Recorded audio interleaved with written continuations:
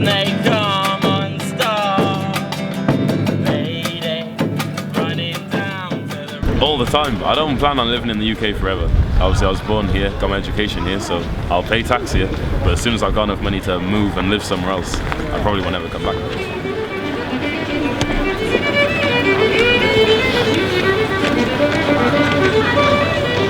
I like the UK. I love what it's done for me and my family, but we were never meant to stay here. My grandparents' idea was to come, make money and go back, but he fell in love, ended up having loads of kids, and we're all still here.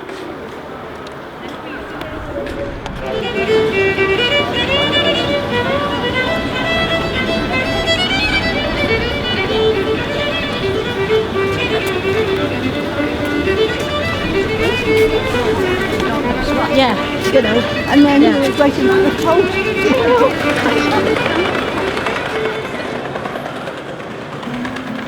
Falling in love with you.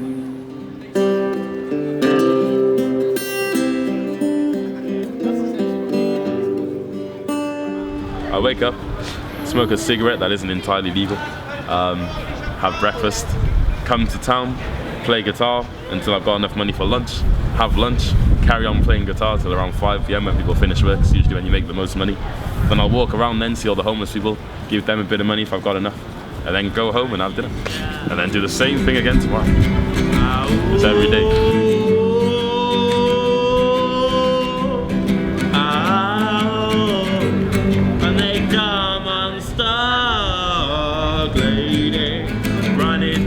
I've got high functioning autism, or Asperger's syndrome, so I couldn't really talk very well when I was younger, but I loved music, so I started like playing instruments, and I noticed I couldn't really talk. I had like a stammer and a lisp, but I could write like poems and just like songs and stuff. So I've been doing that since I was about 6 or 7. As soon as I learned how to write, I started writing songs. Because there's nothing else that interests me, I just love music.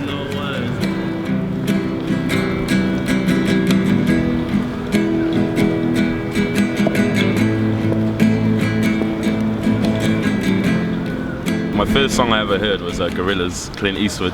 So it's kind of like, it's alternative. It's literally guitar, rapping, drums, all of that.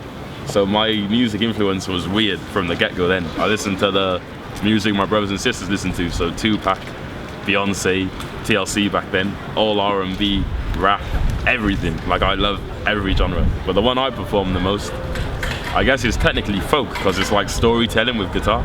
So like, it's not just, you know, about being happy all the time, they're mainly sad songs. But I'd say a bit of pop as well, because, you know, I'm just a guy with a guitar, that's pop music. It's much easier to write sad songs than it is to write happy ones. Like, Bob Marley was one of the greatest musicians in the world because he wrote positive songs. That's very hard to do. When you feel positive, you go and do stuff and spend money and chill with your friends. You don't write songs. When you're sad, you're on your own, you're in your room.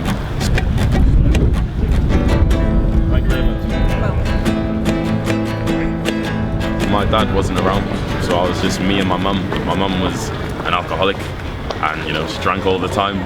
The house is always noisy, loads of people coming in and out because she had loads of friends. It was interesting because it made me like more social, because I was autistic, I couldn't really talk. But it came with its own stresses, I guess. One more time, hit the road, Jack, and don't you come back, no. I tried not to say that my childhood was bad, because number one, people have had it much worse than I have. And number two, like everything that did happen to me got me to where I am now. So if it never happened, maybe I wouldn't be here. Maybe I'd just be an accountant or in an office somewhere, you know? It was only me becoming homeless that made me say, fuck it, I'm gonna make this album, I'm gonna release it by myself. Because that's what motivates me, people believing I can't do something. Much more than someone saying, well done, you can do this, go ahead. Because I never had that as a kid, so it's weird to me. Said I don't want you, I don't need you, I don't love you, and I don't please you, so leave me alone. An Indian man that does it next to Greg's at the top of Queen Street. I sometimes go and help him out, or he'll give me like 10 bags to go give out to the homeless people because he knows I won't steal them.